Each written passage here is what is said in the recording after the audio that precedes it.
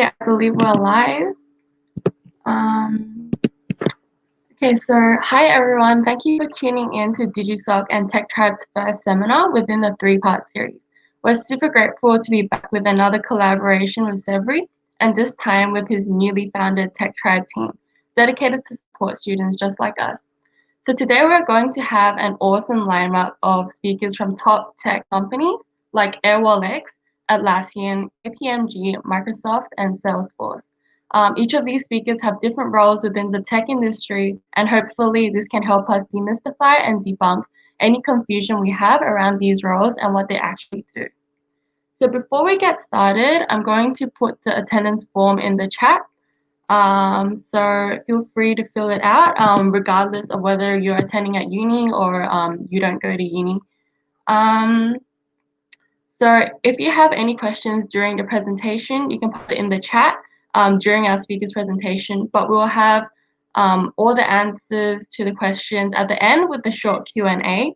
And also, please don't forget, after this, we'll also have a Zoom breakout session where each speaker will have their own breakout groups, and you can ask even more focused questions directly to them there. So right now, I think I will pass it to Severi to talk a little bit about Tech Tribe and their cause. Awesome. Thanks so much, Victoria. So basically, as I may have seen a lot of you who have been pinging into previous seminars that they've done here at UNSW with the DigiSoc Society. So for us here, we all felt that same way as students as we are trying to find a whole bunch of different roles. Me, given from my history, I've applied many a times. I think I still remember a few hundred times back in university and which roles to actually go for. And for me, having come from a background of that non-traditional tech background within the commerce and accounting space, that was the only roles that I'd go with. And a lot of the panelists that you probably see today also goes through it as well. Now, what I want to show next, if you click on the next slide, Irene, is these icons. So for anyone in the chat who are using Facebook, if you can tell which of the icon is not there, can you click on the missing icon? We'd love to see if you can have a bit of a problem solving and see which one's missing. Seeing a few. The one that you're probably missing is the K icon. Now, what you're seeing here when it comes to these emojis, emoticons, this didn't take really quickly for someone like Facebook to come up with. For anyone who wants to guess, when was the first iteration or when was the first idea of having something different to the like button come about?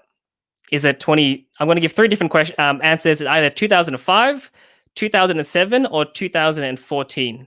So I want to see a couple of guesses out of those options: 2005, 2007, or 2000 and what was my third option? 2015. Which of those ones do you feel is actually when Facebook initially thought of something different from a like button? The answer to that one, if you press right, Irene, is 2007. So if you rewind all the way back then, that's when they decided, hey, we should have something that's slightly different to a like button.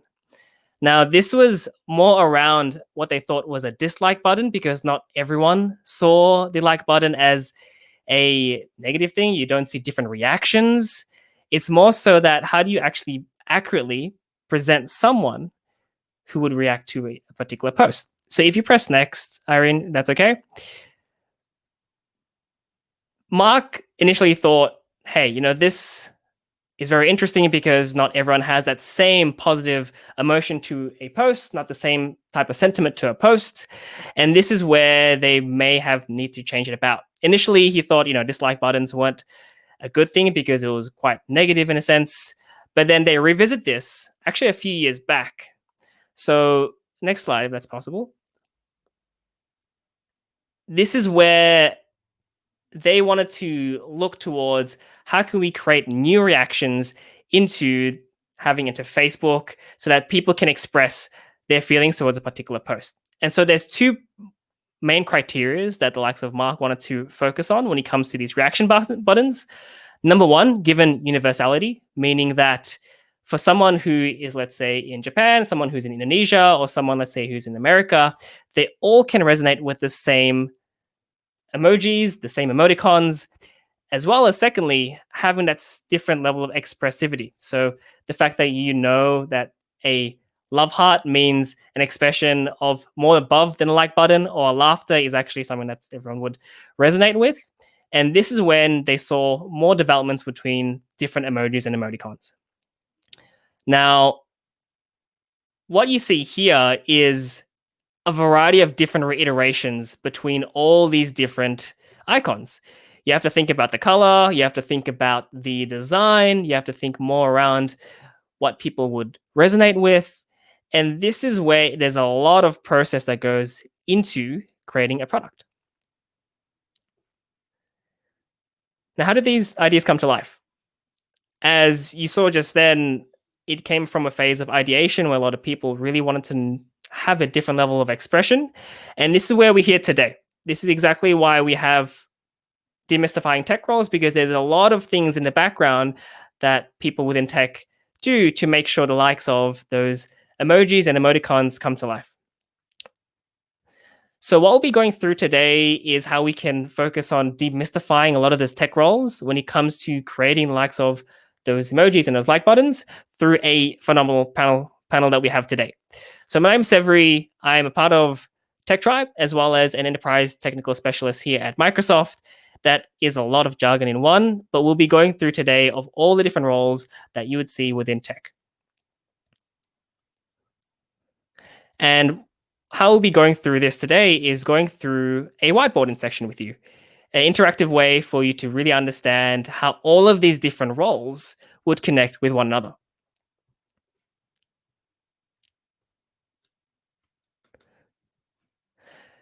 So what we're going to start off with is around product. How does a product like what you saw before with the emojis or the different emoticons come to life?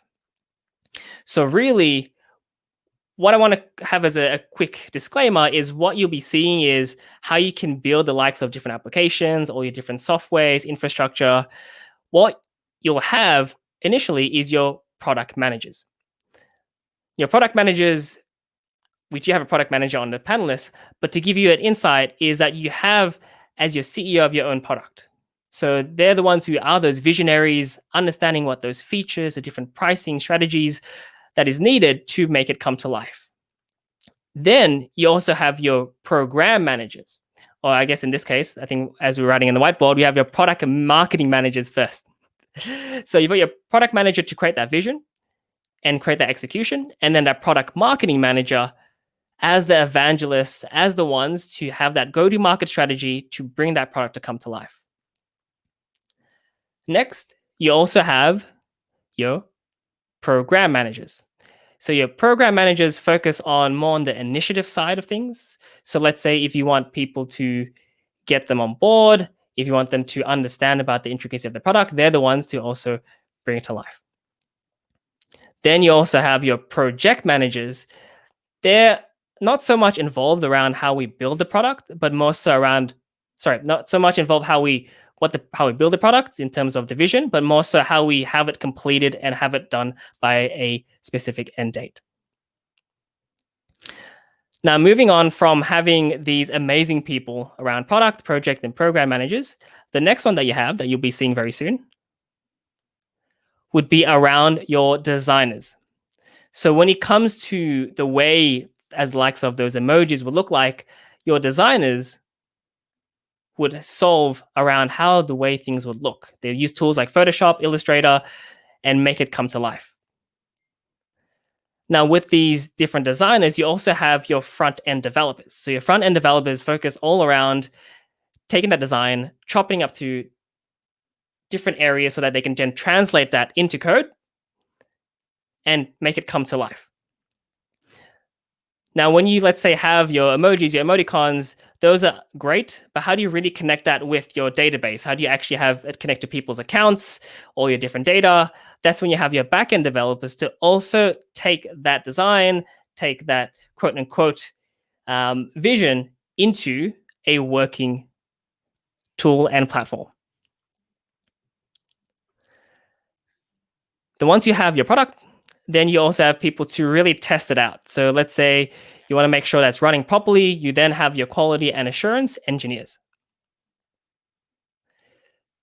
What you're seeing here is a quick glimpse around the product area. And again, a quick disclaimer is that not all of these roles would be similar across all the different teams, all the different companies, but this just gives you a holistic view of what the offerings would be around the way of product.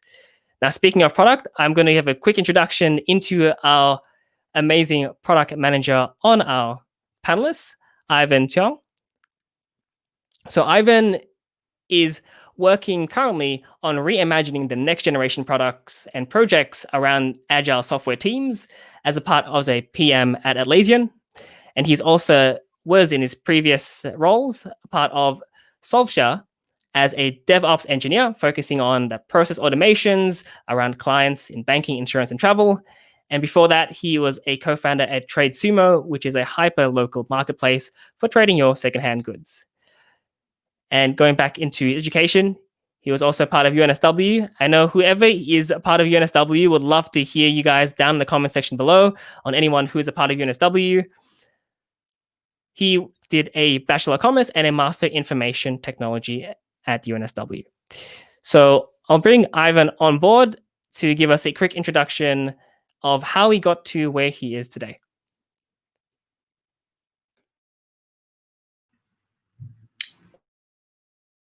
How's everyone doing?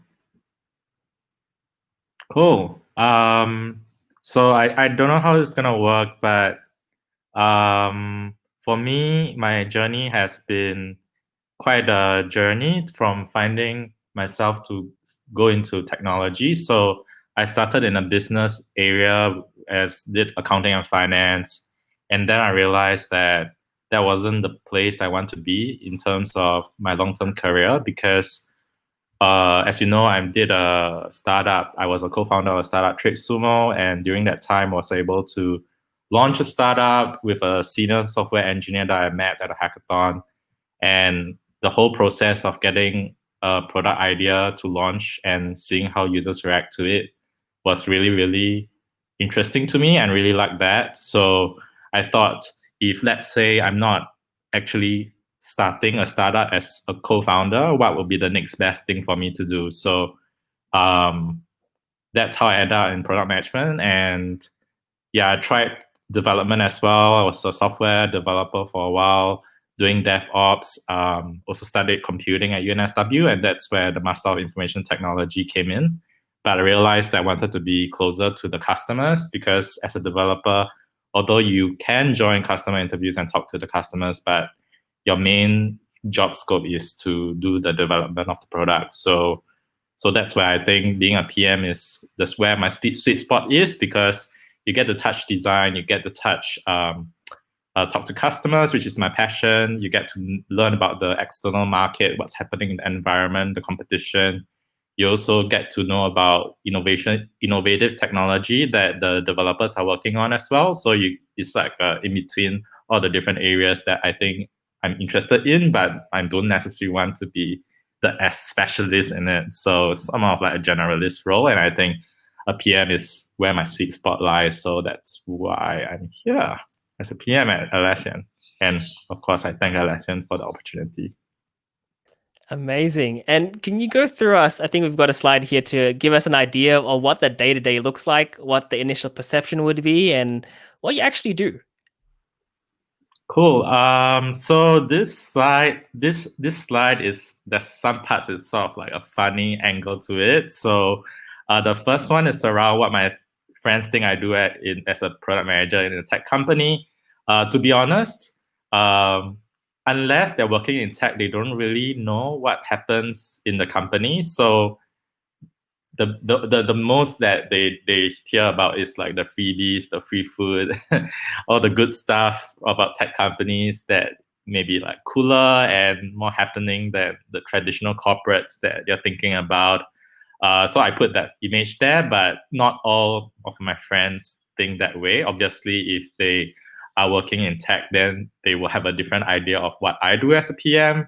And just as Servery said, the product management role will vary across different companies of different size.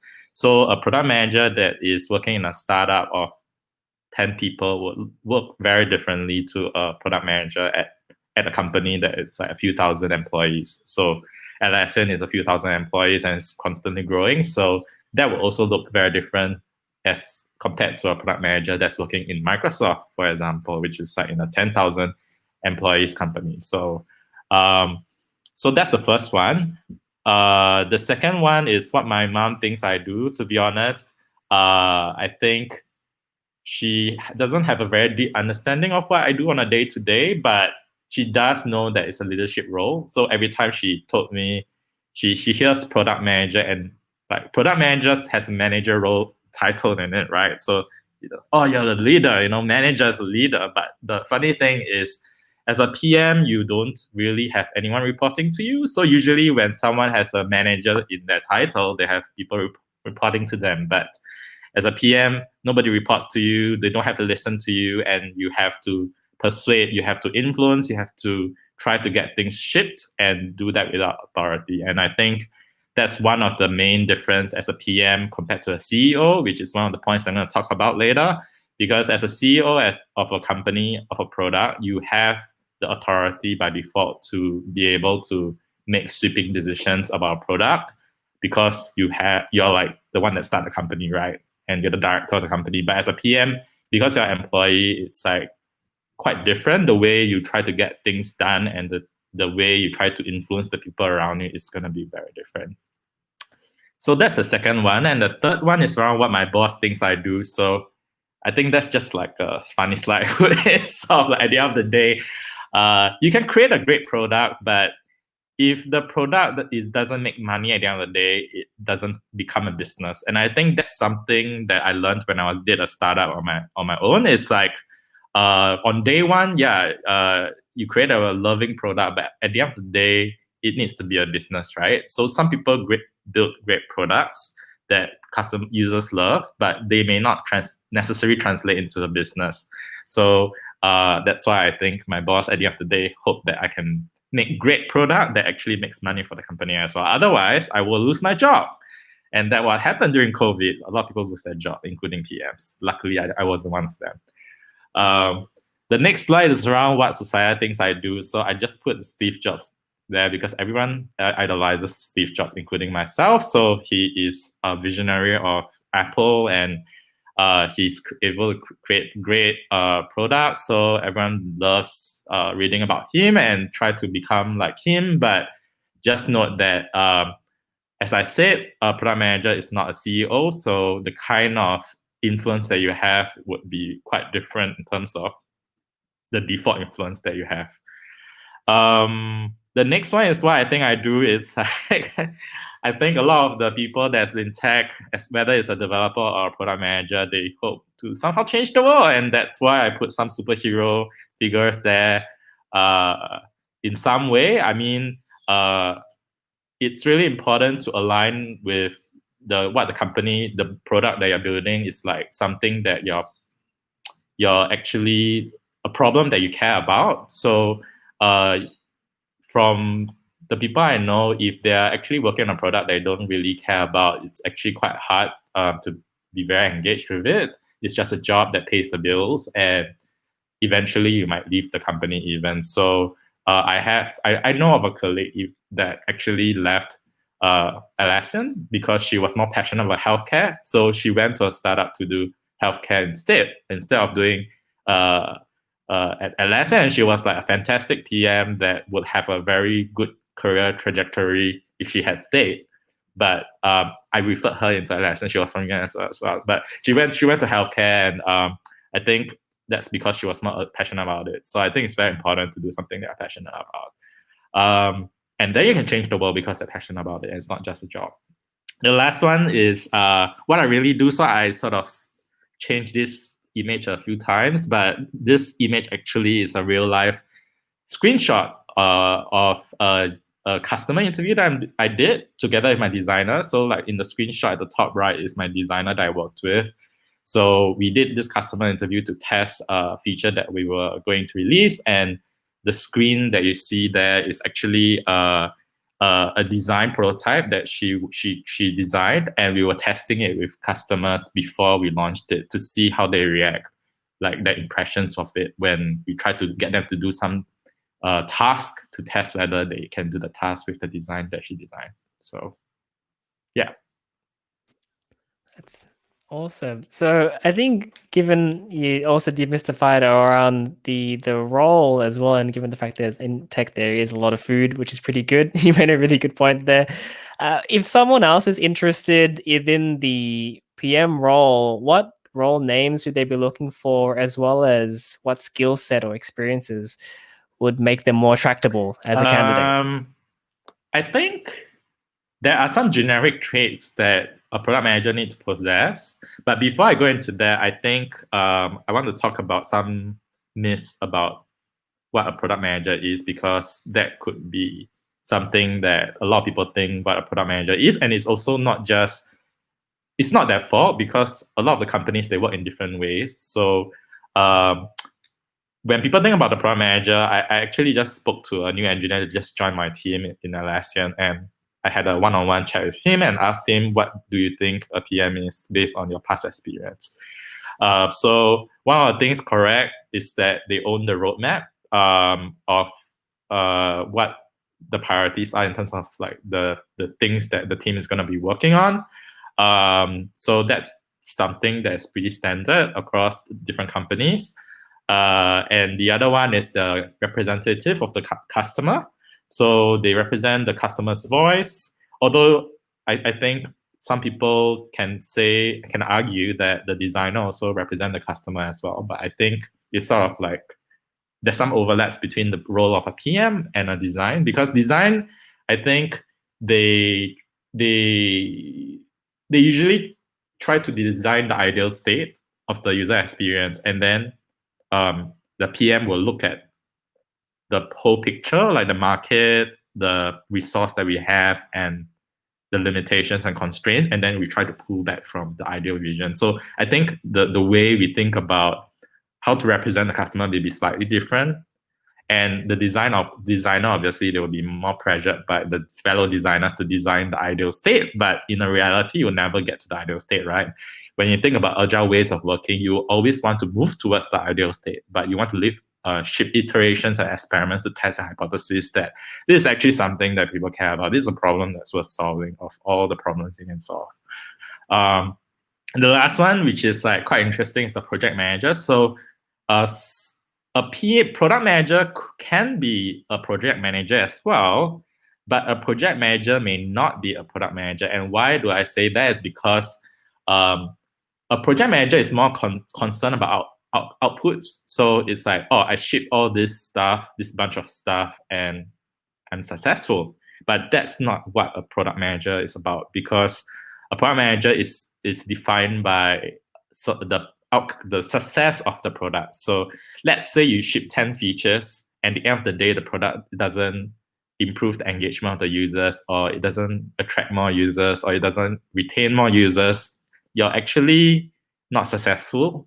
It's like things that just get shipped to market, but nobody cares or give a shit about it. So I think there's a fundamental difference with this. But as a PM, you also need to do project management. And I think there's some confusion in some companies where they think the product manager is the project manager and not the product manager in charge of the success of the product, because maybe it's the reality of the company is that it's maybe the CEO or the co-founders, they are like more of the visionary of how the product experience should be.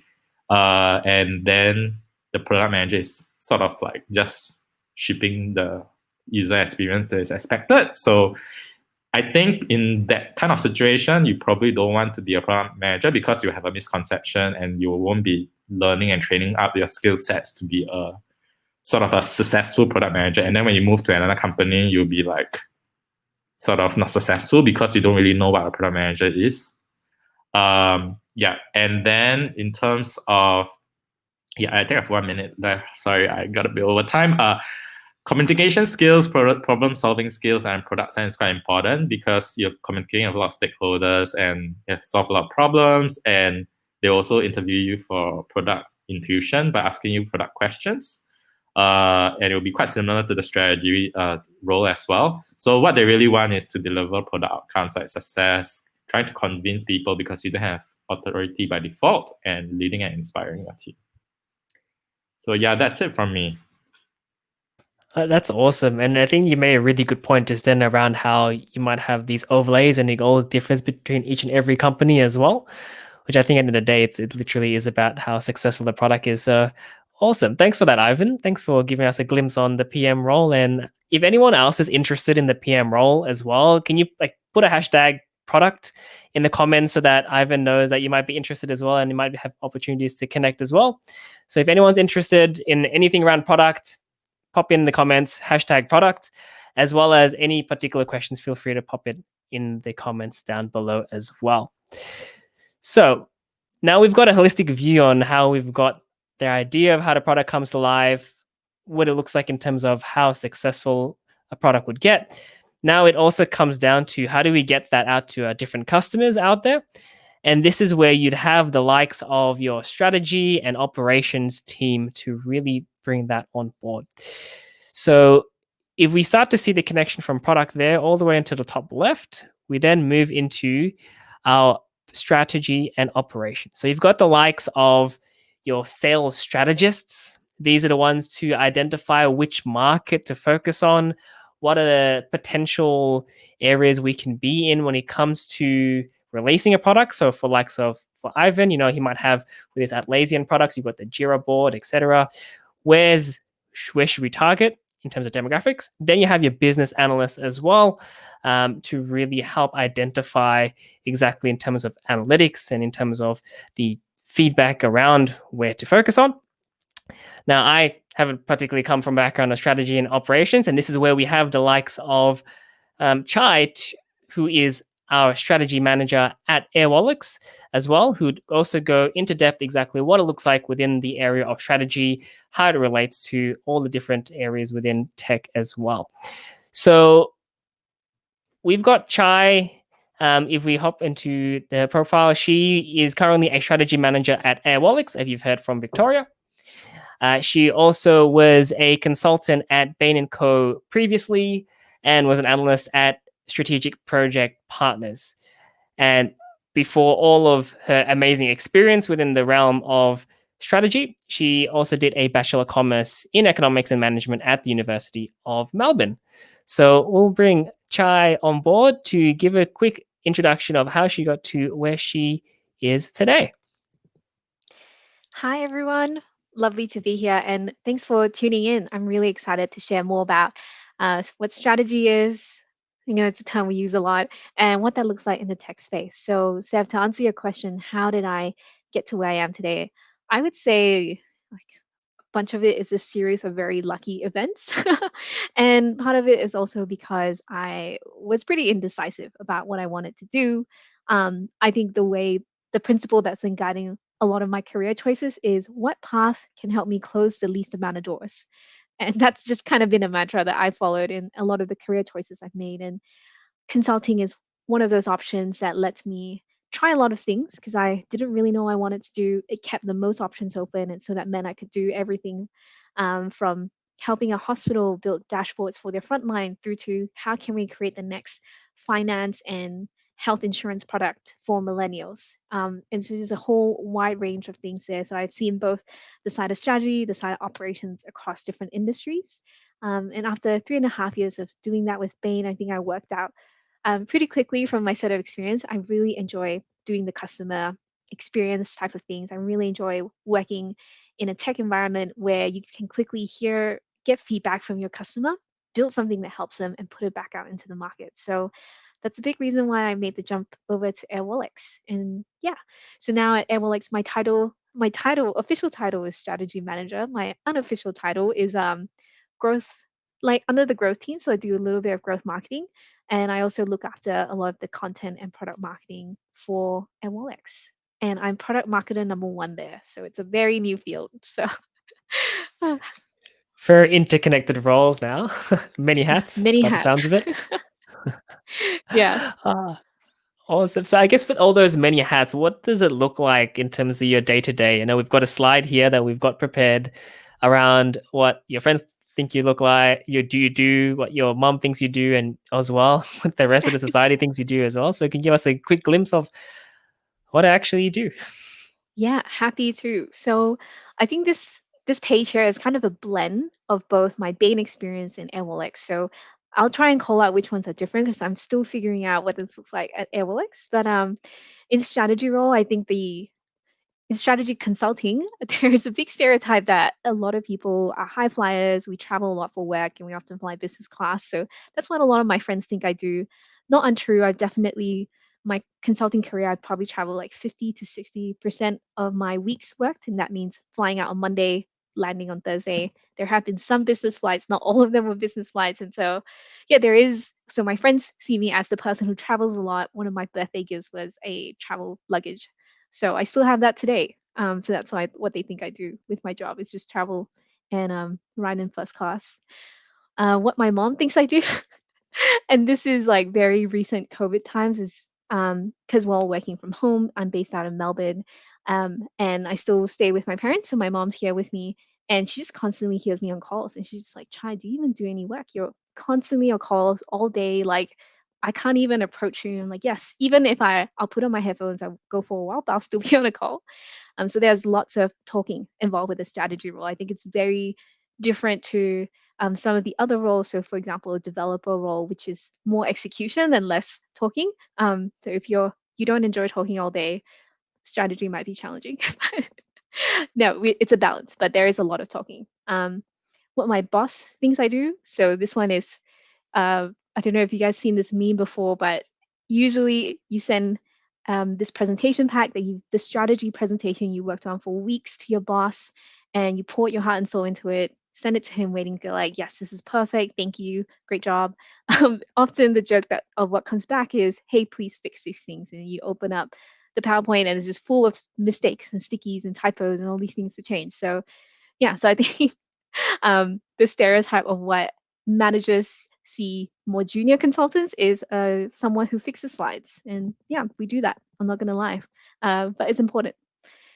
From the outside in what society thinks strategy people do, I think I think this was what I thought we did when I was starting out at Melbourne Uni, which was lots of really big picture thinking of what is the right next move for this business? What is the best tactics and ways for them to enter a new market, for them to build up a team, for them to launch the next product? And I think here it feels like a lot of conceptual thinking, a lot of whiteboarding, which is good fun, and I think we do part of that.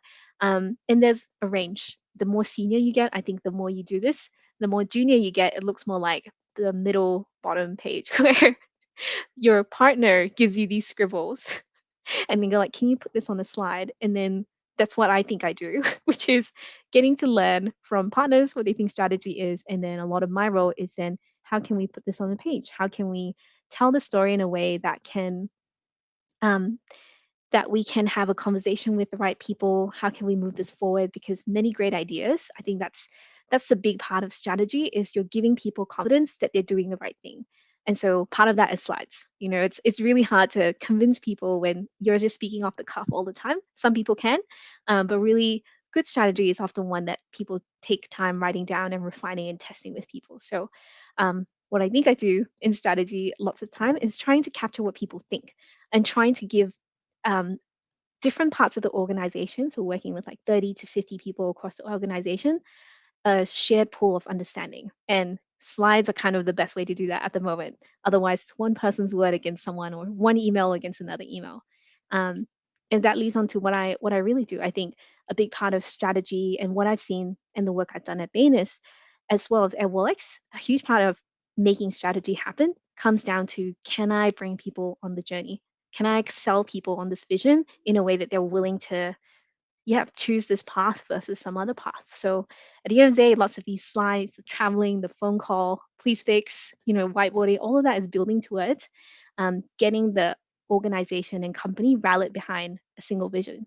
And if we've done that well, then strategy's done its job, and also knowing that it's the right move. But yes.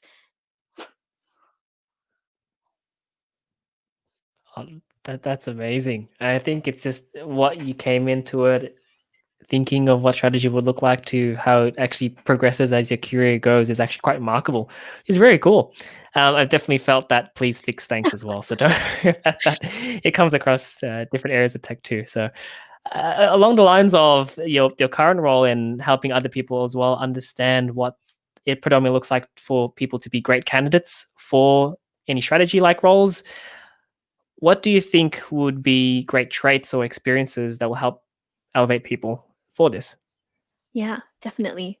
I really like how you dropped in this Google search. So, and I'm really surprised by the results and that there wasn't that much. Like the autofill only went to three, or was there more? There was probably a bit more. I think it's just Oh, yeah. So I think you're right. That is the transition into a strategy manager role. Um, it's pretty broad. I would say from what I've learned, it's easier to start in strategy and move into other fields and other domains. It's a little bit trickier to go from other domains into strategy. But that being said, I do believe that strategy is not a role, it is a skill. So anyone in any position in the org, you can learn strategy. It's a skill you have, especially if you're leading teams. It's not, you don't need to have a dedicated role to be doing strategy type work. So I would just put that out there. And so going back to the idea of what does that journey look like, you do start off as an analyst, and that's what a lot of graduate positions ask for is, and there's lots of analysts, there's strategy analysts, there's business analysts, and also business analysts is slightly different. There is a tech element to it, and then there's like a data cruncher element to it. So do clarify that one. But that's why this role is also sometimes known as the slide monkey, which I always lead with my intro. I am a slide monkey because there is a skill and people find it very useful. You're also the numbers person often, and that comes with the idea of analyst. And then as you progress in your role, you also start to play more of an organizer role. Like I said before, you coordinate a bunch of different people, and so your role will increasingly become more, can I get the right people in the meetings? Who are the people I need to convince? And all of this is sort of a more less hard skills, a lot of soft skills. And what you should be looking out for in job descriptions, I think this sounds quite fluffy. I think this is like you could put this on any job role and it would still make sense, which is we want diverse problem solving skills. We want people who can collaborate across different disciplines and multiple functions. And we want people who can look at data and draw out the right insights and actions. Like I feel like Seb, you could take this role on and it's just be like, yeah, I already do this today. I solve problems, I work across people, and I use data to like inform what I do next. I think strategy people just do that time 10. Like we only do that. So it's a pretty diverse skill set. I think the really cool thing, more so with consulting, is a lot the teams that I work with come from all types of background. Um, and so we've had someone who has a linguistic background who like did a PhD about languages, and he had the problem solving skills, could think abstractly, can work with people, and he translated over into being a great strategy person.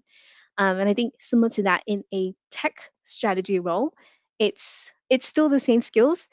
They probably are looking for more hard experience in strategy, and so that's where it differs. Where consulting firms, that's really easy for them to have a whole way to train you out and build those skills. By the time you get to a tech company, most of the time they want to know that you have some level of that skill already there. I think that's definitely true for startups and scale ups who are smaller in the game. And so every additional person they hire is like a big choice for them. And then as you look at bigger organizations and they have bigger strategy teams and capacity to train that strategy skill set in you, then there's usually more grad opportunities that you can learn from other people as well. But yeah, in the very immediate Airwallex strategy team, most people on our team have 2 to 3 years experience in strategy before joining, but hopefully that our strategy team grows and yeah, we can take on some grads, which I think we are looking to do end of this year for an intern program. Small plug. Um, and what they really want at the end is, can you deliver business results and outcomes? So we found that when I was reviewing the applications at Bain, people who could talk about real business results and outcomes, and also people at Airwallex, like we've had people who built their own startups similar to Ivan, and they come in and they show, I've grown the startup from X users to X users. That's fantastic. Like that's really the things that we want to see is how well do you walk the talk. We don't really want to see that you have a certification in Power BI. Like, that's okay. But being able to see that you've got real experience growing, something, growing a team, and delivering results, that is really powerful, and that can come from anywhere. It doesn't need to come from a formal strategy background. We've had someone who's like an Instagram influencer who talked about how well she grew her Instagram following with healthy eating up to 10K followers. She talked about that journey, and she got an interview because it was like, this is not easy, and you took a very data driven way about driving your Instagram followers, so we want to chat. So there's lots of different ways to get into strategy. And the last one is, are you good at convincing difficult people? I think that's just a big part of strategy, is being willing to have tough conversations, being willing to butt heads with people. So that's usually what they test for as well in the interviews, is how well can you be open to different ideas, but at the same time come across very logical arguments so you can convince people. That's absolutely amazing. And I think there's a common theme as well, is that regardless of your background, as long as you have that mindset, as long as you're able to communicate all of that, then there is that pathway to strategy, which I think you've really shown very well through your amazing pathway, Chai. And thanks, I think everyone, as you realize as well with Ivan as well, he's got the background coming from commerce, and with his master's degree as well, it's not necessarily the same as what people would think when you're going into software development or software engineers. You don't technically need those really technical backgrounds, and that's what we're showing here as well.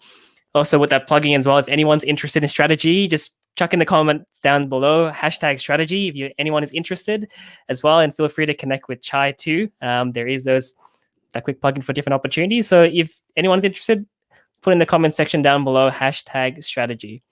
Thank you for that, Chai, for giving a glimpse on your amazing role in strategy at Airwallex. Thanks for having me, Sev. Awesome. So we'll move over from strategy around getting a product out there when it comes to go-to market, when it comes to identifying where the opportunities are. Now we'll be moving towards, once you've gone to that stage of understanding where to focus as a business, this is where you begin to market. And there's a variety of different ways where you want to market any products, your software, your infrastructure.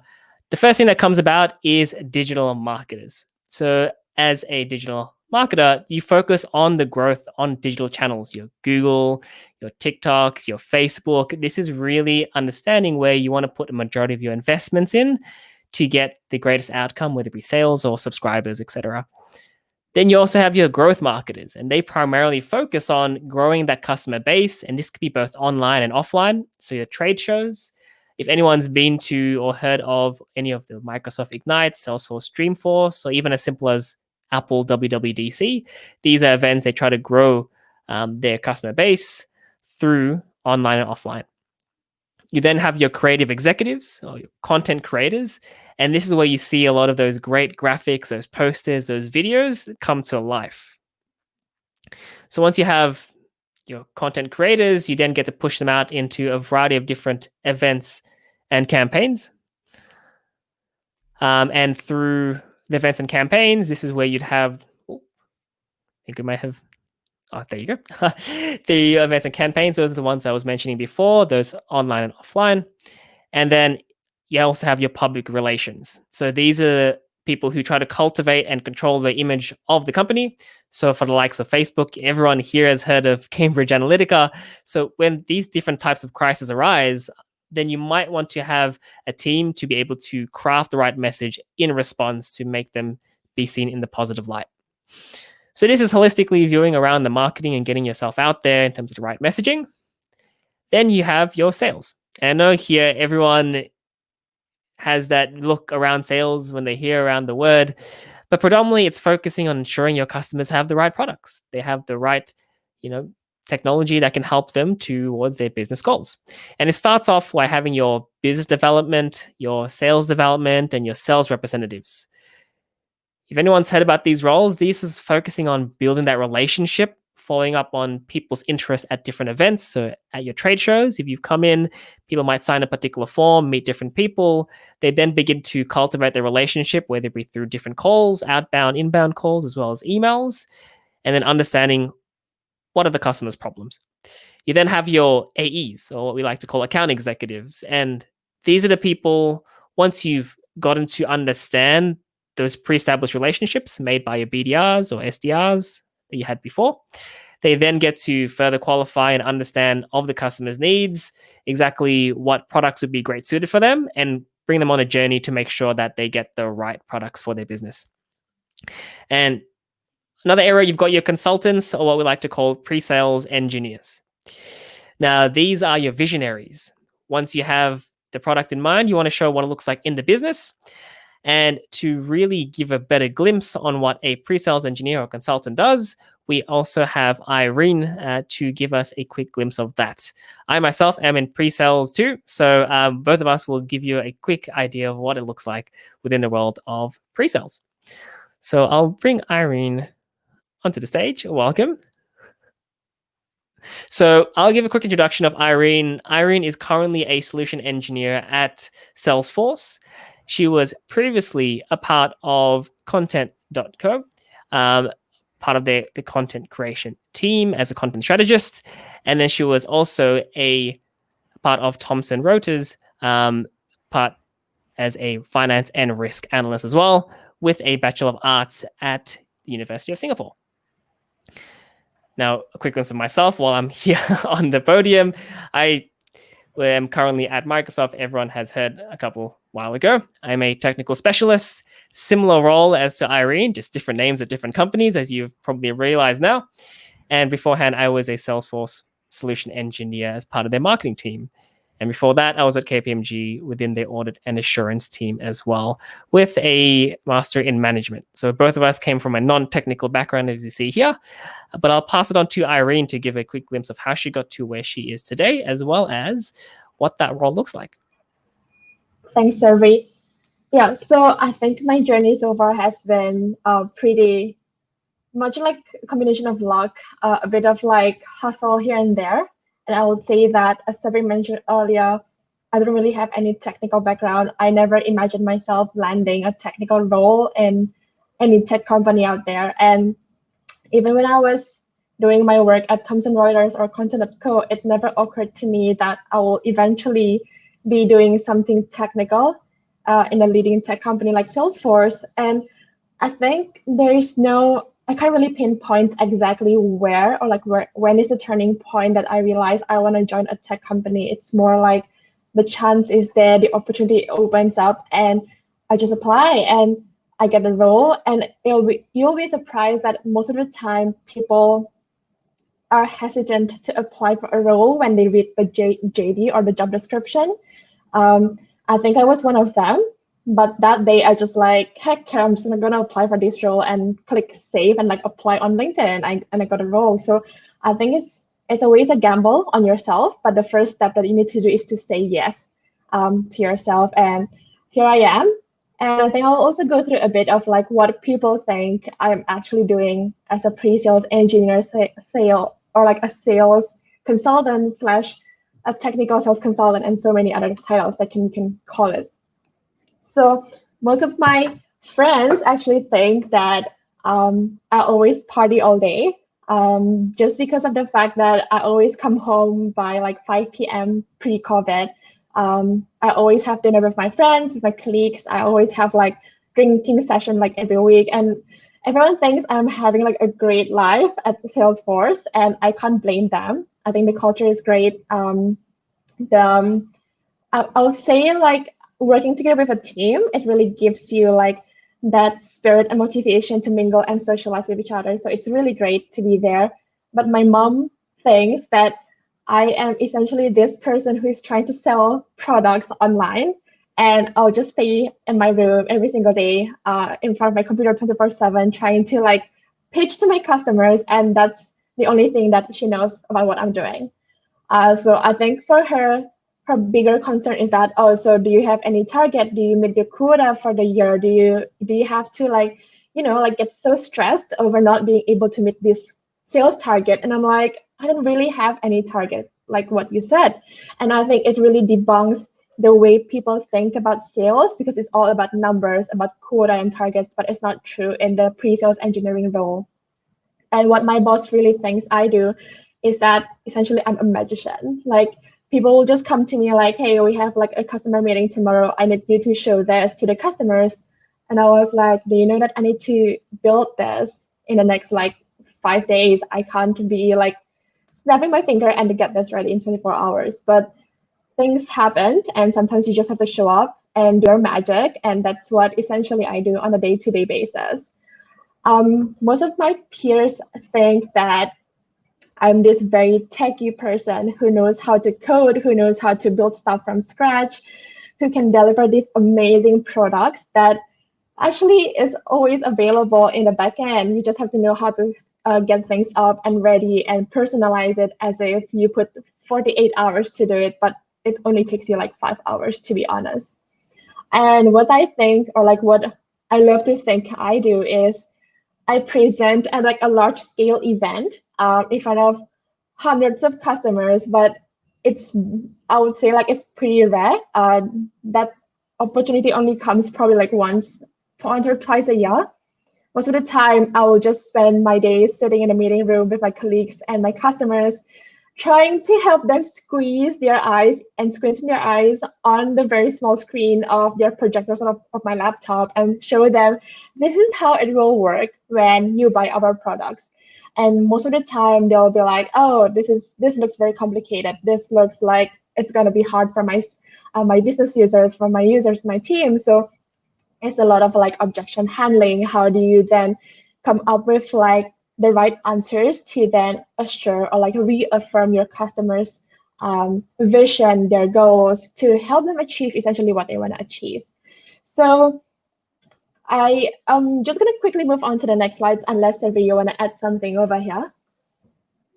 I think you make a really good point. Similar to Ivan, we both think that somehow we're Steve Jobs on a stage. So there's this commonality of what you feel like you're doing as well. And I think that's what really gives us that impact, right? You get to show a lot of the different products to different people and get them very excited about it. And I definitely agree with what my mom thinks so as well. I think similar with Chai, there's a lot of calls. So all they think about what we do is on the computers and on the calls. So definitely resonate with this one. So around this, for people to know as well, for all the people in the audience, is what does it look like when, if anyone's interested in the role, what's the best type of skill set and experiences they need for it?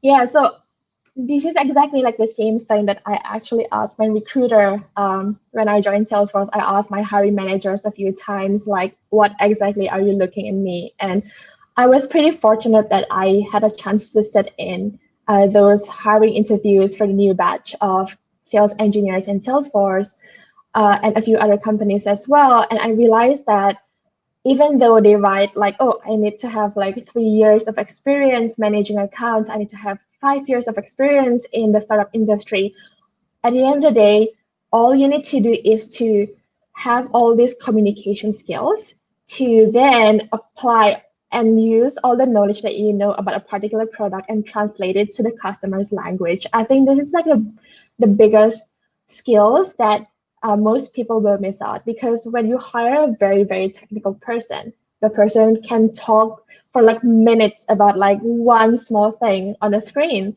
But what you don't realize is that the people who are listening in the room, your customers, they are not always a technical person. They can be just like some CTO or like some head of sales who is just trying to like buy and imagine themselves using the products eventually. So I think this is something that is very important. How do you then tell the story to your customers? How can you relate to them? And I feel that being able to listen as well, because most of the time we always want to answer and give them the best products out there. But when you are able to listen and dissect or even like dig deeper into what they are actually trying to say, then you will get more and more information about the customers. So I always see this as something like a doctor. When like you go to the doctor and like you tell the doctor, hey, like I'm having like some headache, like I'm not feeling well. The doctor just don't like, he or she won't be just telling you like, okay, you know what, just drink this medicine, you'll be fine tomorrow. You usually will then ask more questions like, oh, what did you eat yesterday? Like, what did you drink last night? Did you sleep well? Like, how many hours of exercise do you have every single day? So I think like all these preliminary questions and knowing when and what to ask is very important in our role as well. And I feel the last part is going to be like having this passion and acumen in tech.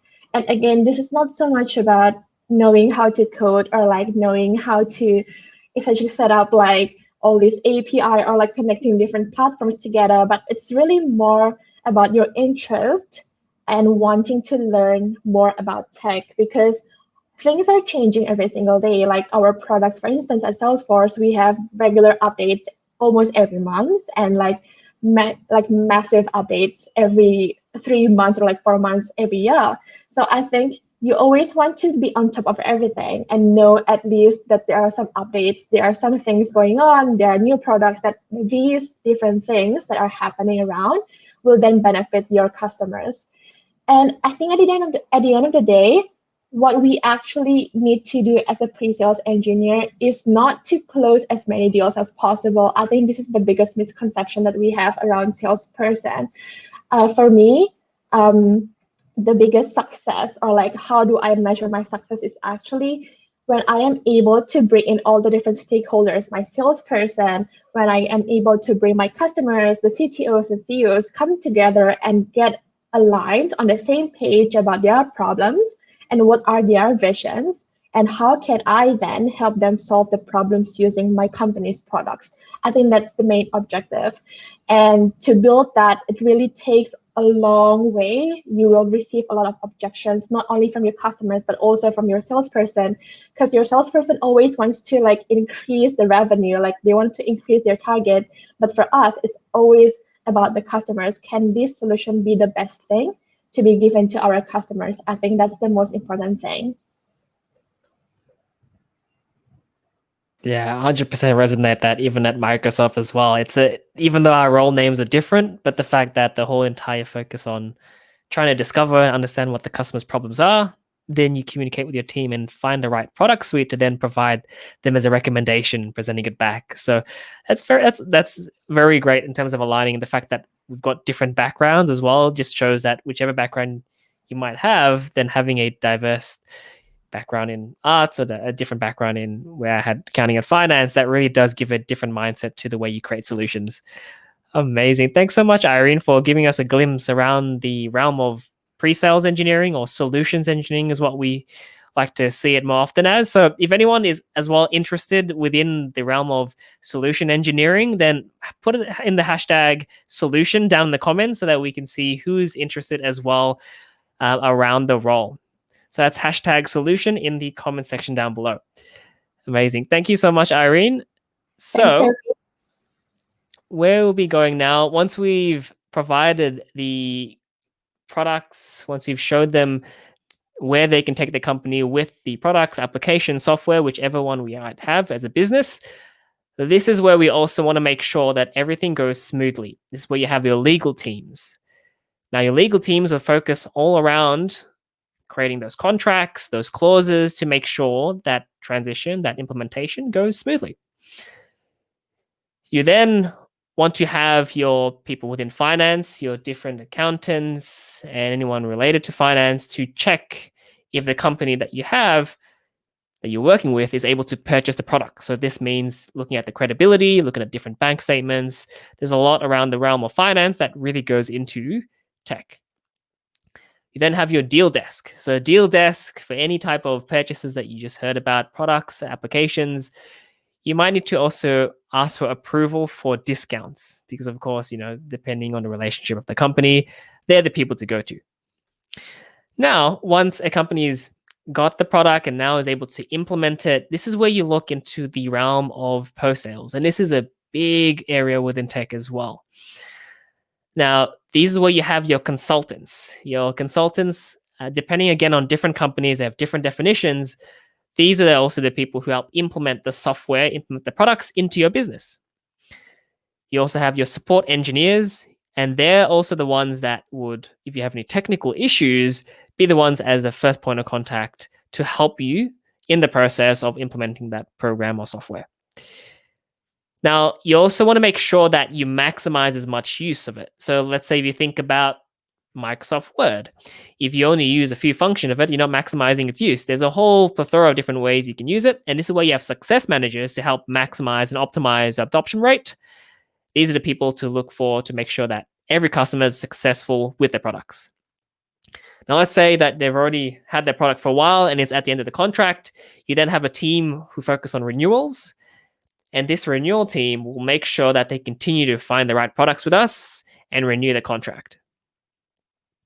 Now, within the area of post-sales, you also have what we call partners. And these partners are an extension of your amazing ecosystem. These are credible, knowledgeable people that can do a lot of what you're seeing above.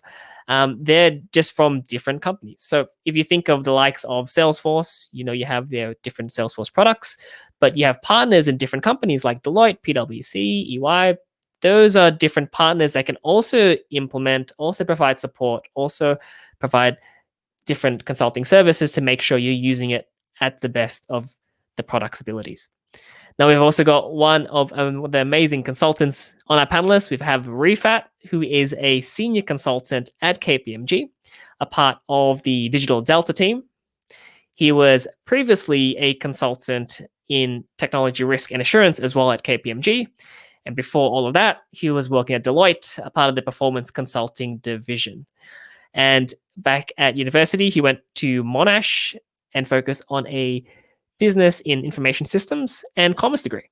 So we'll bring Rifat on board to give us a glimpse of how he got to his role as a senior consultant at KPMG. Welcome, Rifat. All right, how's it going? Good. Thanks for the introduction. That was a great summary, better than I could have done probably. I think there was a lot of parallels to what all the previous speakers have said, and specifically Chai. Obviously, she started at Bain and Company, another consulting firm. But I think I was pretty lucky in terms of just kind of even back to high school. I knew, like, I always was interested in computers and always interested in IT, and I knew I wanted to work in that field, but I didn't know what exactly. Like, there were so many things out there, and I wish this thing was it was something that I could have gone to back in the day. But I think that's what kind of drew me to consulting. I didn't know what I wanted to do, but I knew I wanted to kind of try a range of different things. And then so I signed up for Deloitte and for KPMG and a bunch of different technology consulting fields. And even to this day, like my day to day can be pretty varied. Some days I'm building web apps, some days I'm doing PowerPoint, some days I'm doing data analytics platforms or building dashboards. So I think especially at a graduate level, I think that's perfect if you kind of unsure but you want to give things a go. And especially at a company like KPMG, where I think if you say Big Four, if you think about any of those firms, I think most people would think of accounting or audit, which is totally fair since they all have their history in those fields. But nowadays, we provide services across pretty much everything. And if you go back to the whiteboard, like I'd say almost every single area of that, you could probably find a team at KPMG that does that, or even not. Like there's like entire dedicated legal teams and deals teams. So, and we obviously in our IT team, we kind of work cross division and cross functional to try implement solutions, and we'd obviously call across a lot of areas of expertise. So even outside of tech, you get exposure to a lot of different industries and a lot of different practices. So I think that's probably the big appeal of consulting. And more so now as a senior consultant, I think someone once told me you want to become a T-shaped consultant as you get more senior. So you kind of have a wide base, but specialize in one certain area. So for me these days, I think it's become more along the data and software engineering side, like the more techie stuff, which I found interesting. That's amazing. I think that's a really good analogy, is that you can't really be jack of all trades by the sounds of the tea. You want to also be able to focus on it because there's so much things to learn. So I think given your role as well, can you give us, you did mention a couple of things what you do, I guess one being PowerPoints, another being analytics, but can you give us a greater glimpse? I know we've got a slide here as well, exactly how everyone perceives what your role might be and how you perceive your role to actually be? Yeah, for sure. So I think what my friends, what my mum are kind of similar when you talk about like any deep technical stuff. And if anyone ever sees my screen, even at work sometimes, like if I'm sitting in maybe an area not my team, just like 3 screens of code up, it looks like I'm trying to hack the NSA.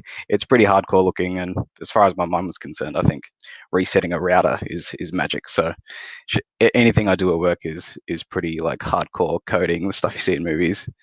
What my boss thinks I do coming from a data engineering kind of mindset, like no one wants to sit around and download Excels and manually input data. Those days are long gone. We've got APIs, we've got fancy technologies. We want to automate everything, try to do as much, kind of get rid of the painful part so we can spend more time doing things that create value. So I think that's ingrained in me. So I'm definitely of the mindset, why spend 6 minutes doing a task and we can spend 6 hours automating it. So I think my boss thinks I'm just chilling and I've automated my whole job, but unfortunately that's not the case. What society thinks I do, I think there's a bit of a joke around consultants, especially when you talk about, I guess most of the firm is around, kind of closing deals and whatnot. It's like, okay, well, we've done the deal, we've sold the project, we're going to build this massive thing. Data engineering guys can just go in there, click a few buttons, wham, bam, we're done. We can just chill out and swim in our pile of cash. But unfortunately, that's not the case. I wish it was. My job would be much easier. What I think I do, I think, ideally what our promise is kind of just unlocking the insights or the final piece of the puzzle from data. There's, especially in today's business world, we're collecting data on everything from all different kinds of areas. And a lot of it, to be honest, in businesses that aren't maybe as far along in their data journeys that they want to be, is they're collecting a lot of data, but they're not really doing anything with it, or they're not garnering any valuable insights from it. So I like to think that's what I do, is just kind of unlocking that final piece of the puzzle. And what I really do is, I'm sure if anyone's dealt with coding, copy and pasting from Stack Overflow is a favorite pastime of engineers, and I can confirm that doesn't change when you get into the professional world. We're still very much on Stack Overflow almost every day. So Oh, that's absolutely amazing. And I think given that there's such a broad perspective of what you go through as well, I guess depending on the deals, depending on the companies that you work with in terms of softwares. Now, what does it look like in terms of anyone would be interested in the realm of consultancy, whether it be in KPMG or whether it be in your previous roles? right. So I'm gonna obviously speak to this about from a graduate sense, because obviously I think that's from university perspective. One thing that I was, I guess, kind of scared of coming into it was that obviously university, they teach you the technical skills, but when you get into work and it's like these big multi-million-dollar projects and there's all these experts and people with PhDs and this and that, like it's pretty daunting. But as a graduate, I think it's fairly okay to not know. Like that's okay, and especially for consulting firms, I think Chai maybe harked on it earlier as well, that with the deep technical expertise, like, I mean, it's not a bad thing to have, obviously, but it's okay to not have it. I think the main concern, or I guess the key thing we look for, is a quick learner and someone who's willing to pick it up. I mean, just speaking for myself, I didn't know Python going into my graduate year, and I just got getting thrown into the deep end is a pretty common kind of a thing in consulting, which I personally liked. I'm very much a learn by doing rather than just like watching. But I didn't know Python at the time, and I got thrown straight into like developing like a web application with a Python backend. Like, didn't know what I was doing, but learned by doing. And then now I think I code in Python like pretty much every single day. And in terms of, I guess, so through the nature of consulting, we kind of do projects or engagements in consulting lingo. And then depending, especially as a graduate, you kind of get, if you're not a specialist yet, you get thrown onto all kinds of different things. And I think, as I mentioned before, that's kind of one of the reasons I joined, but that's why your skill set's got to be pretty wide. And I think a good thing about consulting is, like, even from day one, even as a graduate, like, they don't hide you away in the office or something. Like, you'll be in meetings with fairly senior people and pretty powerful people. So effective communication skills, especially in the data analytics side, kind of got to be able to translate. Your audience will vary from hardcore data engineers to like a CTO to maybe people in sales who are implementing a dashboard or some sort of solution. So you got to know how to adapt your communication styles to fit. And being able to handle pressure, I think, because as I said, you kind of get thrown into like super serious, not to scare anyone off, but I think it's definitely a good learning experience. And then sometimes you'll get a police fix 5 minutes before a big client presentation. So I think keeping a cool head is probably another one of the key skills. Awesome. I think we felt the same way. I think when you come in as a grad, being in this room of executives or bigger higher up board, I think that cool head actually does help quite a lot. I can say too. Awesome. Thanks for giving us a glimpse in terms of the realm of consultancy or post sales, like we have it, or post engagements as well. Refat, that's actually really insightful. And if anyone else is interested as well within the realms of consultancy, please do put down hashtag consultant down below if you're interested. We've also got one more slide to give a greater glimpse of what that looks like from Refat. Yeah, sorry, I had to be remiss if I didn't plug, but I guess that's the thing with consulting is, it's pretty much anything and everything. Not to steal anyone else's thunder, but my team specifically, I know I talked a lot about like kind of data engineering and software engineering and that kind of stuff. So I sit, I guess, towards in the bottom of that slide in the data analytics and modeling space. But if people are interested in like that general consulting, like I guess what the industry represents, but aren't really into that specific stream of IT. We start at strategy, we go all the way down to mobile and UX and UI design and data science, AI, and cognitive services, and all that. Like we're doing like projects like that today. So just wanted to plug that, like, just because I'm in this one specialty, our team is pretty much end to end in terms of post sales implementations of whether I want just a strategy or to all the way to the front to back. I want like a mobile web app that draws on cutting edge, machine learning, which I don't have yet. So just wanted to shout that out. Amazing. There's a lot of breadth that we do. I think we keep forgetting that there's this whole element around once you have the product software, how do you actually get it running in a company as well? And there's a lot that takes into hand. I think Microsoft has a lot. I'm pretty sure Salesforce, Atlassian, Airwallex, all of those big tech companies have a big team. So if anyone's interested as well, everyone loves hearing the likes of consultancy, put down hashtag consultant down in the comments below. And again, thanks so much, Refat, for giving us a glimpse around what it looks like in the realm of consultancy. Nice. Thanks for having me. All good. So we'll finish off by giving the glimpse of what other areas are left over. And again, this is a quick disclaimer too, that all these different roles, there's different positions at all different companies, but the way that they connect with each other, you can see tech has this breadth of different roles that you can apply for as well. Now you've got HR. Whenever you think of HR, the first thing, as anyone who's applied for a role, the first thing you think about is recruiters. Now, there is a lot of recruiters out there. There's recruiters that focus on just hiring. There's also recruiters on onboarding people when they do come in. Recruiters that help with performance. They help with compensation. There's a variety of different recruiters. Even for me, I'm still learning all the different recruiting names. But apart from that, you also have your employee engagement. Now, if you have your teams, everyone that we see here on the panelists, all a part of different companies, every company has an employee engagement team. And what they do is really make sure that every employee is happy and successful at where they are. We have all these events at different companies, all these, Friday drinks, any type of event that you might have. Employee engagement makes sure that the culture of the company really suits every individual coming through. So if we zoom out from this whiteboard that Irene's been drawing for us for a while, is that you can really see how wide tech actually goes to. And this is just a very small snippet of the different roles that people might be interested in. And as you can see from our panel, is that we've got everyone from a variety of different backgrounds that all plays a really crucial role within the realm of tech. Now, as we're going back into the slides, the very initial example that we had was around the likes of your Facebook reactions and emoticons. So this is where a lot of process within your tech team gets involved to make sure something as simple as these emojis actually come to life. So what you just saw is exactly all the different roles coming from the likes of Ivan within the area of product to make sure that he, as a visionary, bringing that product to come to life. And as well as for Chai, from a strategy piece, how do you get that to the right people, where to market? And from the likes of Irene and myself, how do you also get customers to understand the vision and pair it up with their business problems? And have the likes of Refat to implement any type of software applications to fit the business and the customers.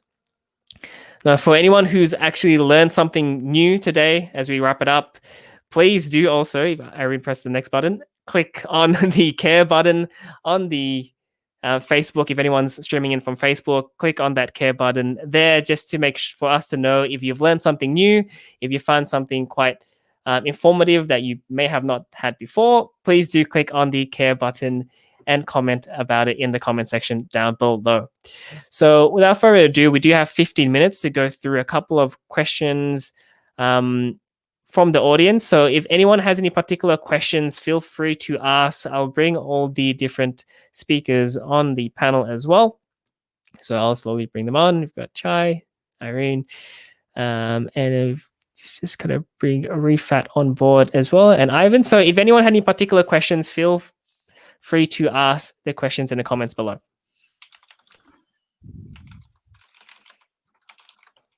Might also get Vicky to maybe choose a few questions if she sees any in particular.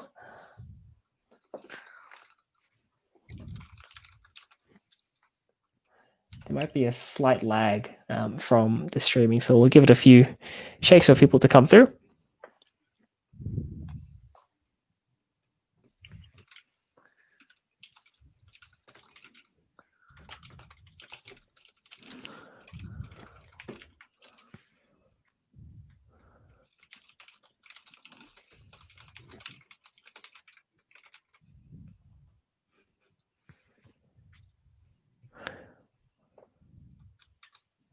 All right, there is a private question that we are getting that's coming through. So that question is what differences have you initially perceived when you applied for the role to where your current role is at the moment? So the question is, what is the main difference that you saw when you first applied to when you came into the role? So anyone want to launch that question up? I'm happy to go Shai? first. I feel like I recently started my role, so I have lots to say on that. And from the perspective of a startup scale up and joining the strategy team there, I think one thing that I didn't expect to do is a lot of the hands-on marketing itself. So what I'm doing this week is I am running and promoting a webinar series with our global partners like Google, Canva, Slack. I never thought as a strategy person I'd be kind of organizing events. The second thing I didn't expect to be doing this week that I'm doing is doing the design for a thought leadership white paper, because this ladder ups to the bigger strategy goal of how do we drive more leads.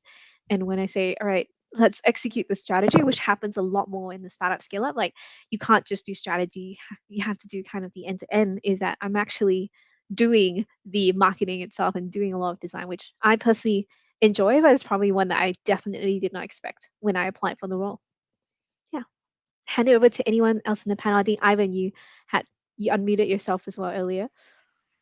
Yeah, I was thinking maybe nobody wanted to start first, so I unmute myself. So I think the most surprising thing for me that I mean, I sort of expected it to a certain extent, but I didn't know that it was that much. And I think it's also the reality because my first year was in a sort of like a different space than what most product managers do. So just to give you context, Atlassian has multiple products to form like a suite of products. And my first year, I was in a platform team, and we had to ship user experience and components that's consumed by product teams. And I think it was very surprising for me that I had to do a lot of stakeholder management, because like I talked to all the different product teams of the different products and try to understand the common piece that will sort of bubble up to the platform vision that the platform team is having. So I think that was partly because of the reality of where I did my first year at Atlassian was like in a platform team. So that's why I did a lot of stakeholder management, which was like way more that I think I should be doing to sort of hone my skills as a product manager. But I think it put me in good state for the future, I guess. Yeah. I think probably like a lot of stakeholder management would be maybe at Chai's level, because you deal with a lot more of the head of products and the finance, marketing, blah, blah, blah. But then this is like a different kind of stakeholder management where you're dealing with all the different product managers of the different product teams. Like, for example, Jira has their own product team, and Confluence has their own product team, and Trello has their own product team, Debug has their own product team, and they all have different opinions about what is most important for their product. And then you're trying to get onto their roadmap. It's really, really difficult because they have different priorities. So, but I think that's changing because we're moving towards some more of like a solution suite of products. So yeah, that's me. Let's go next. Happy to go. I think I mentioned it before, but it's kind of similar deal in terms of I didn't expect to be thrown into like such like, well, there was no like, okay, you're brand new, maybe like start, do your Excel, do your PowerPoint slides. It was straight away hit the ground running. Like it's like proper like client engagements and client projects that were they were pretty important to the firm. So obviously we had guidance and someone overseeing it, but I think it's just the speed at which you get thrown into like some actual proper work. I think especially coming in from interning at the Big Four companies too, I think that was a bit more of a like, it's a training wheels experience. I thought it'd probably be maybe the same thing, but that wasn't really the case, and I think that's a good thing. Awesome. So we'll move over to the next question that we have.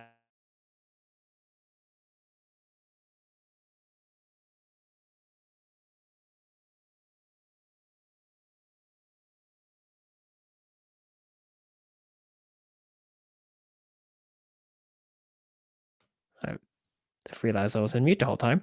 So what made you decide to work at your current company? So anyone want to have a go at how passionate they are at their current company? All right, I'll go first then. I think for me, with Microsoft, I realized, well, there's Xbox, so that's actually a big plus for me. But I think apart from that is that I think with a lot of the different areas within tech is that you get to work with like amazing tech products. And as Ivan mentioned early on beforehand, is if you believe the product, then it makes your job a lot more easier. And so for me at Microsoft, I think there's a huge array of different products. So I'm in the Dynamics 365 teams, meaning that focusing on anything around CRM, marketing, sales, service.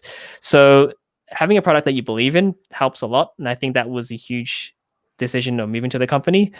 Plus, there was people I knew there. So at the same time, you love to work with the product, but you also love to work with the people. And tech world, to be quite frank, is very small as well. I think for me in pre-sales and solution engineering, like Irene, it's a very small, nice, great team that you work with.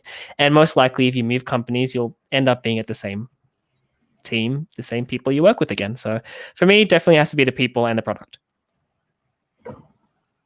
Yeah, I kind of like agree with Survey. I think people, product, I think they're like the two main things that you want to take note of when you join or like want to join a new company, just because like people and product are going to be like the two main things that you're going to work closely every single day. And it's going to be the reason and the drive for you to work. And you need to trust in these people and your products for you to work well.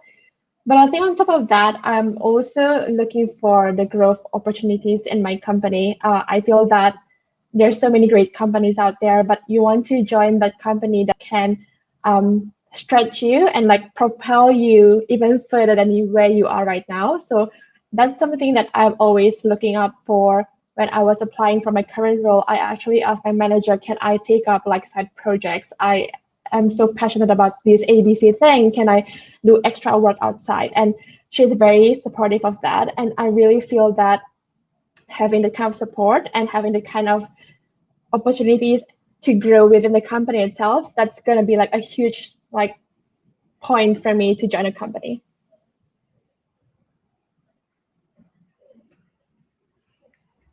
Anyone else want to take a question? Awesome. So I think we might, just for the sake of time, might move to the next question as well.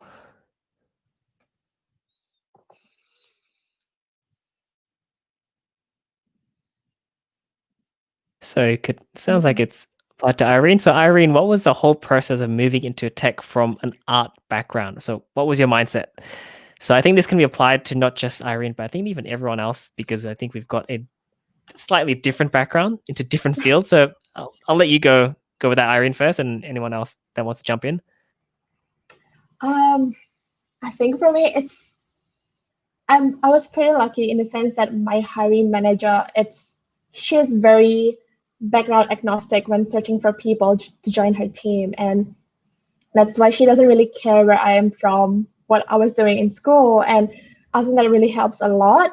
My mindset back then was just like, I'm just gonna try out my luck here, and I think the more, I wouldn't say resistance, but like the more like the bigger challenge that I face at work is usually when we just join a new team and then people will ask you like, hey, like what were you doing before this?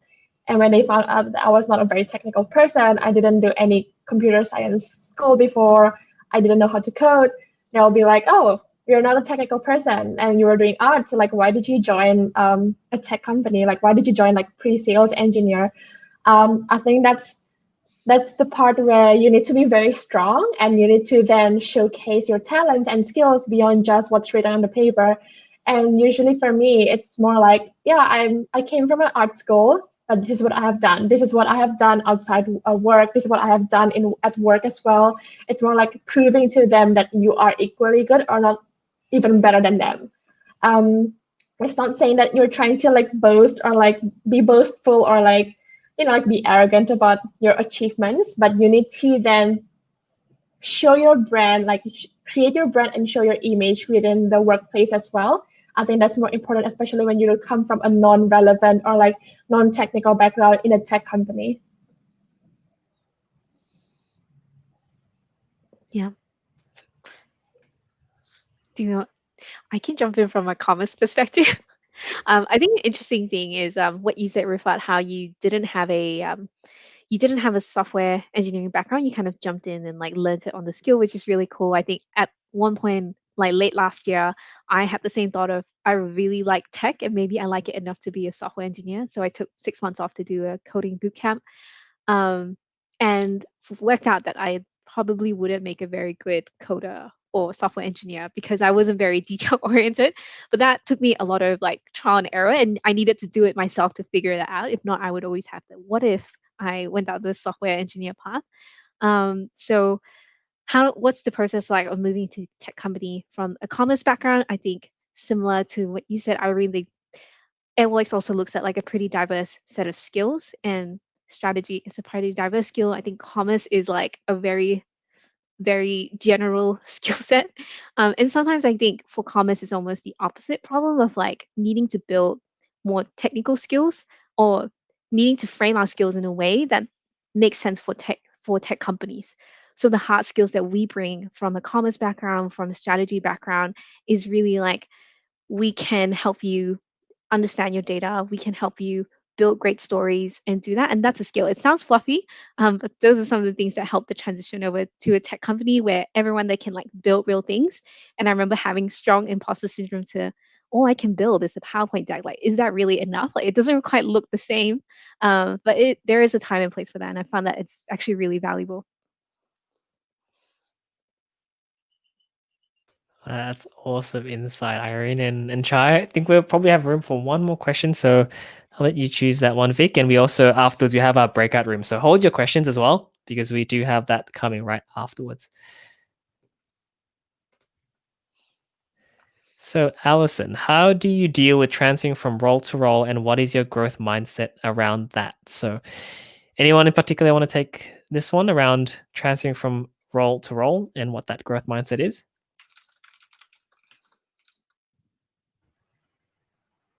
Ivan should take this. He transferred roles so many times. A nice quick voluntold there. So, any insights on that, Ivan? Well, yeah, so when I was a DevOps engineer reporting to the CTO of the company that I was working for,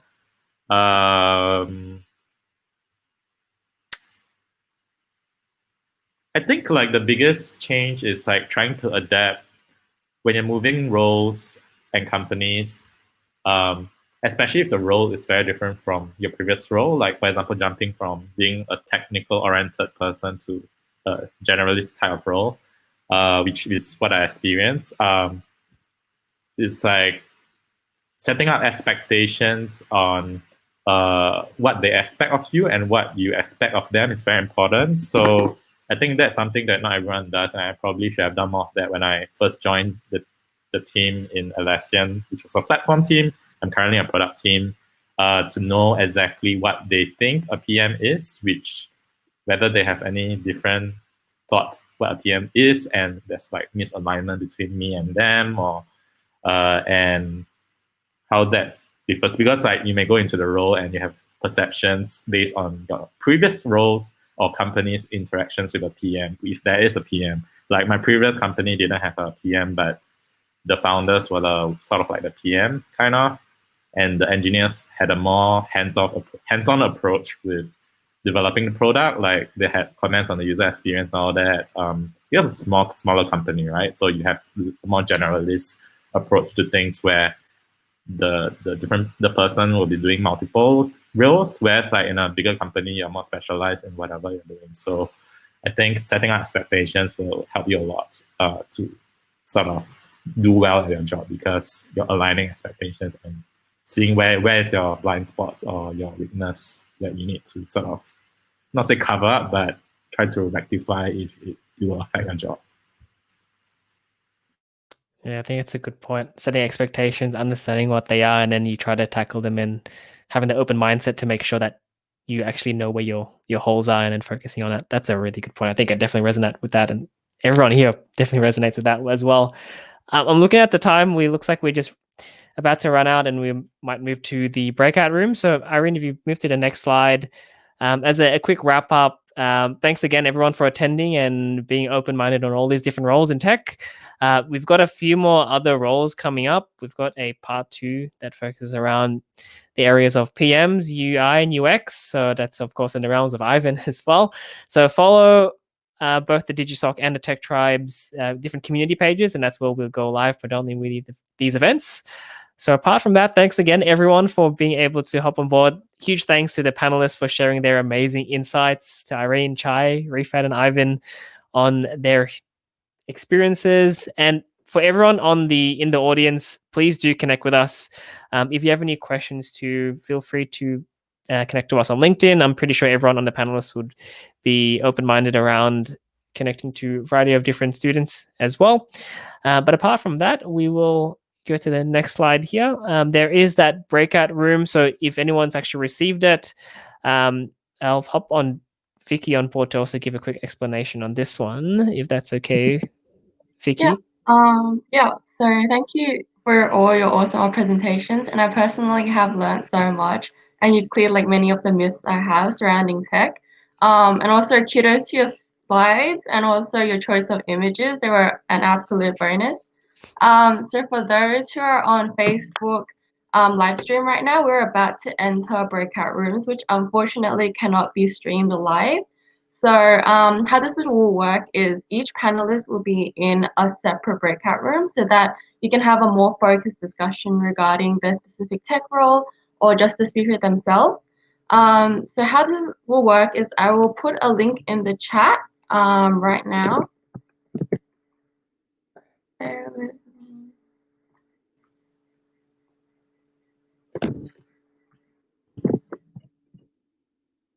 Yeah, so the link should be sending right now. So feel free to click on the link and it should direct you into a Zoom meeting. And alternatively, I also have the Zoom ID on the slide right here available as well. And once you key it in, it will also direct you to the same Zoom meeting. So once you enter, something really important is please change your Zoom name to the corresponding breakout room number. So for example, if I wanted to enter into Saveri's breakout room, you can see that Savory is breakout room 5. So I would write bracket 5 bracket and then my name, Victoria. So once again, thank you for joining us in our first seminar, and stay tuned for our other 2 seminars. I would also put in the breakout room into the comments.